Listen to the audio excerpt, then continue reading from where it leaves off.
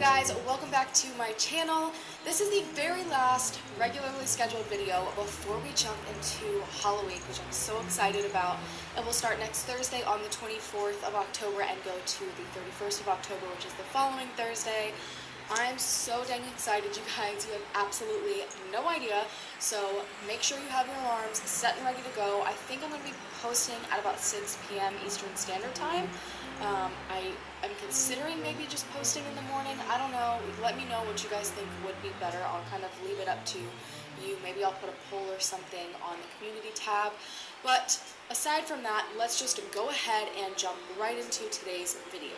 So I'm going to be talking about the disappearance of Toni Lee Sharpless. She was a 29-year-old mom and nurse that went missing from a neighborhood in Lower Merion, Pennsylvania on August 22nd, 2009. The circumstances of her disappearance could heavily be a part of struggles that she had her entire life, so as usual I'm going to start from the beginning. Toni had lived in Pennsylvania her entire life. She grew up in a suburb right outside of Philly, but early in her childhood, at only the age of 6, she suffered a huge tragedy, which was the loss of her father unexpectedly in an accident. That is a lot to go through.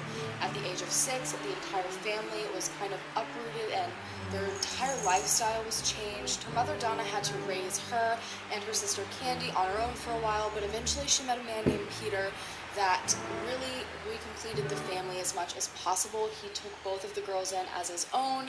Things were feeling a little bit more stable, but there were still more struggles. Toni ended up becoming pregnant and a new mom at the age of 17, which drastically changed the path of her life. But she was always the kind of person to look on the bright side of things and to be very optimistic and take charge of a situation and figure it out on her own. So she was thriving. She ended up having a little girl that she loved more than anything, and she was so dedicated to being the best mother that she could be.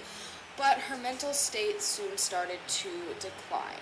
She started to have these periods where she would have unexplainable crying, unconsolable crying.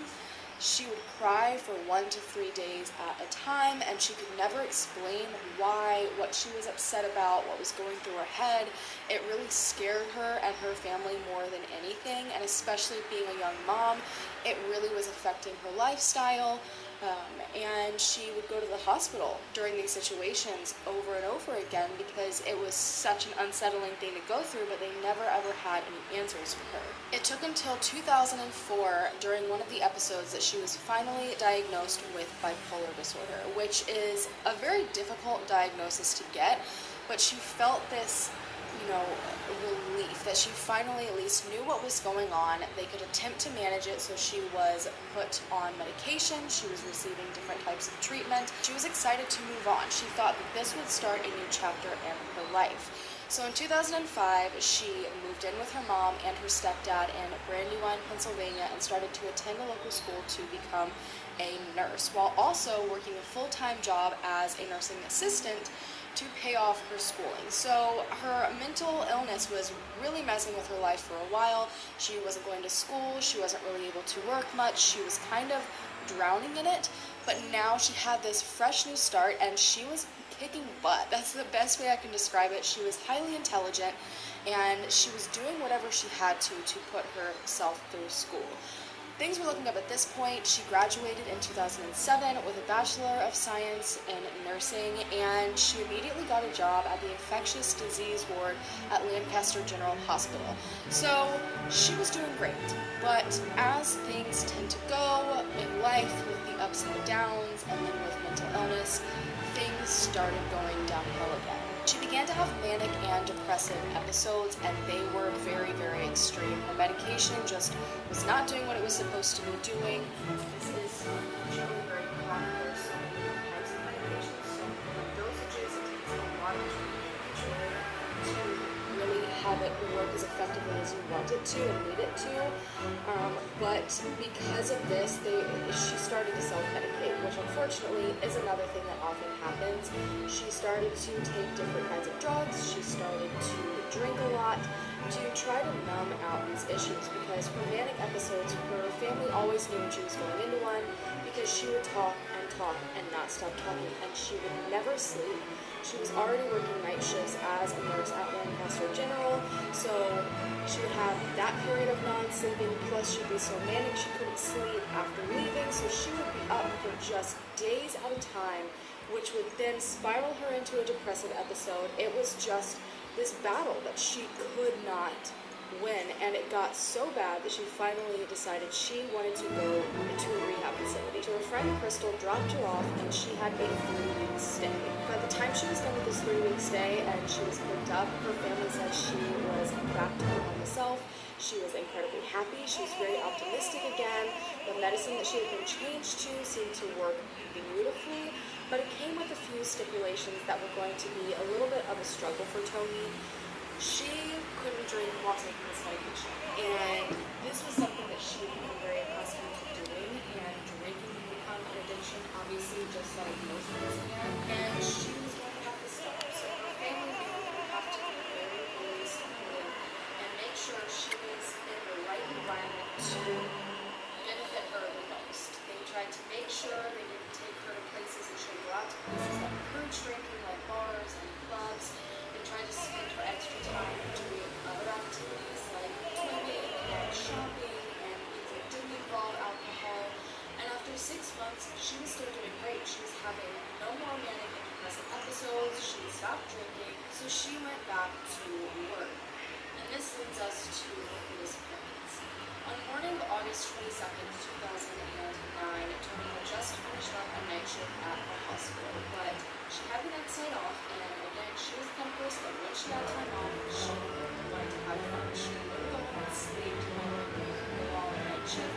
She went straight into having as much fun as she possibly could. So she left straight from work to her sister Annie's house. She told her sister up a little bit. She hung out with her sister's kids for a little while, and then she finally had to leave to go pick up her own daughter, and she planned to go home and get herself together, and she was going to go shopping, I believe, with her sister Annie and one of her old friends named Crystal. Crystal is the same person that had dropped her off at the rehab facility, or been with her at least the night that she went to the rehab facility, and they hadn't seen each other since she got out. So this was a huge and exciting moment, really, because when Toni went into the rehab facility, she was not recognizable, essentially. So they were excited to see each other. They went, they laughed, they went to shopping, but while they were shopping, Crystal got a text message from a guy named Matt Green.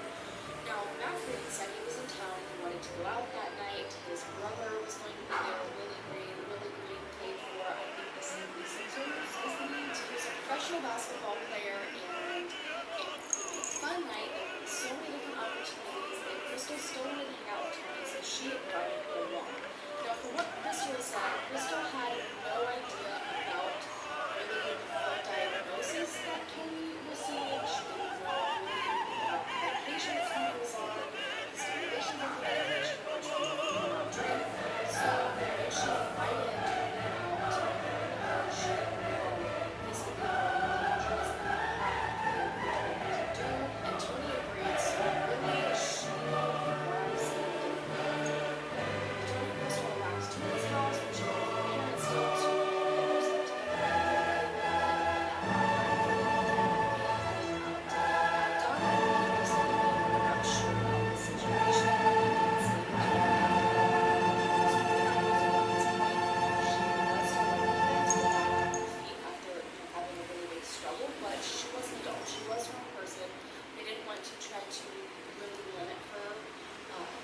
so they just told her to be safe and have fun. But they, as soon as she left, looked at each other and said, this is a really bad idea.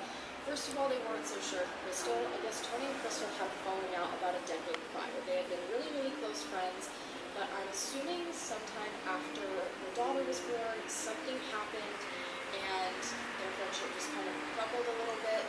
They also didn't like the fact that Crystal had a criminal record, I believe, in 2000.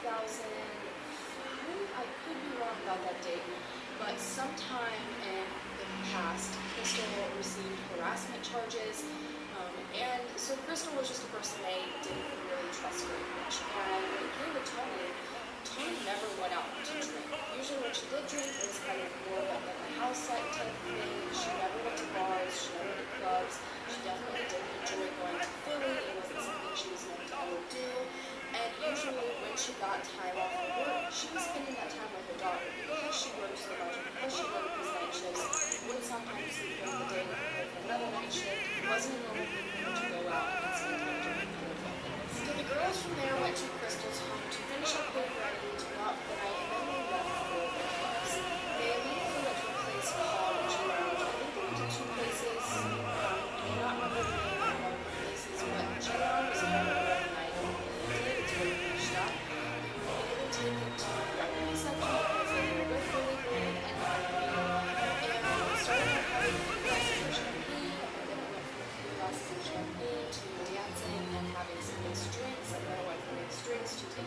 shots, and Tony was participating in all of this, which is a huge no-no with the medication that she was on, but she obviously might not have been in the right state of mind, and has no one made to stop her. But so far, the drinking was not affecting anything. They were both having a great night, they were dancing, they met celebrities, they kept having conversations about how it was the best night they've ever had, and they didn't want it to end.